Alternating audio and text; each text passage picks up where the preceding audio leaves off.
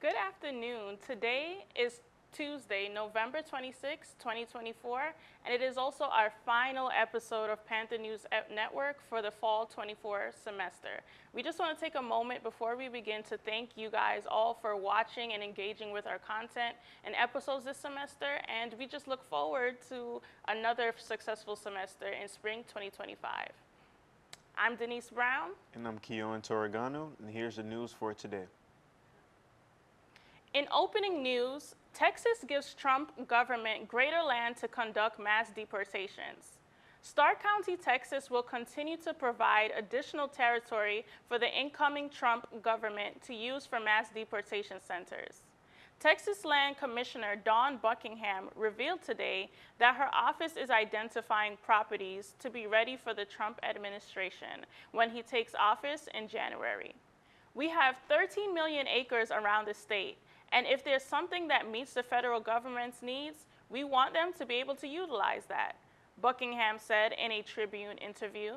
The new project is called Jocelyn's Initiative, after Jocelyn Nungary, a 12-year-old girl from Houston who police say was killed by two Venezuelan men who were in the country illegally.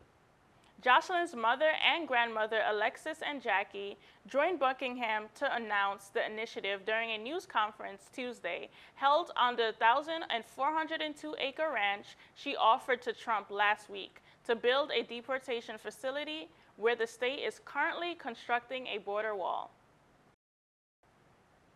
Shooter on the run at the man found dead at North Harris County apartment complex. A man was fatally shot at an apartment complex in Harris County, resulting into a chaotic scene as gunshots erupted from a nearby unit, impacting another building. According to authorities, the Harris County Sheriff's Office is investigating the fatal shooting that occurred early Tuesday morning at an apartment complex on the 200 block of Liverpool Road. According to Ed Gonzalez, primarily, reports indicate that a man was fatally shot by another male at a complex.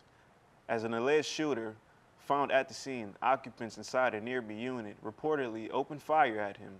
The second round of gunfire struck another building within the complex, but no additional injuries have been reported. Gonzalez said on Twitter, the shooter managed to escape and remains at large. Investigators are actively working to identify and locate the suspect. Authorities has not been released the identities of the victim or suspected shooter.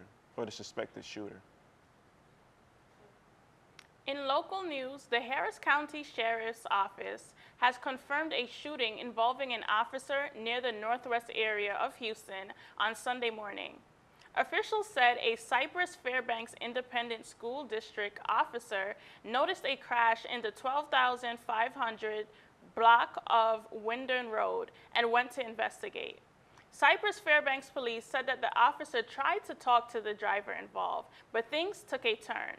The driver allegedly attacked the officer, and the officer responded with gunfire. According to Cy-Fair ISD Police Chief Eric Mendez, a second car pulled up with the suspect's relative, who also joined in on the altercation.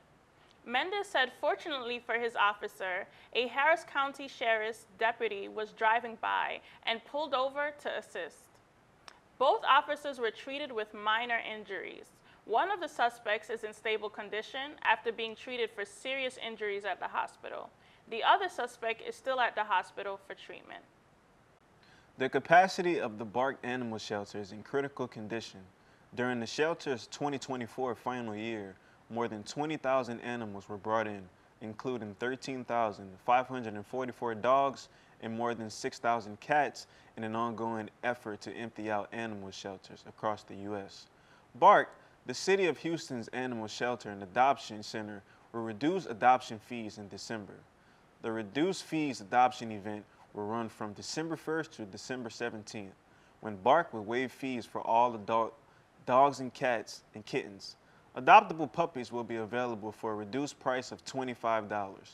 The adoption call for action is organized by Bissell Pat Foundation, a nonprofit organization from Michigan that advocates to end animal incontinence. More than 400 shelters from 45 states across the nation are participating in the movement.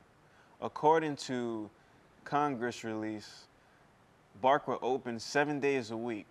During the adoption event, Gerard Mears, the director of Bark Animal Shelter, gave credit to the Pet Foundation for thousands of animals adoptions at Bark. The December event Barks is 3 times reducing adoption fees as part of the campaign. If you can, go to Bark and find your new best friend. This is Panther News Network. Please stay tuned. We'll be right back after this commercial break.